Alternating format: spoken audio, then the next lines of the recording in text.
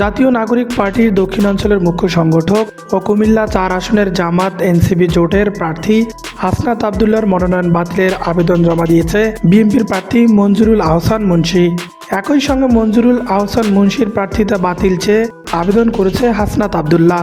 শুক্রবার সন্ধ্যায় রাজধানীর আগারগাঁওয়ে নির্বাচন কমিশন ভবনের সামনে স্থাপিত স্থায়ী আপিল বুথে এই দুই আবেদন জমা পড়েছে বলে জানিয়েছে নির্বাচন কমিশন সূত্র। কর্মকর্তারা জানান, নির্ধারিত সময়ের মধ্যে উভয় পক্ষ তাদের আবেদন জমা দিয়েছে। এখন যাচাই বাছাই শেষে নির্বাচন কমিশনের সংশ্লিষ্ট আপিল কর্তৃপক্ষ বিষয়গুলো শুনানি করে চূড়ান্ত সিদ্ধান্ত নেবে।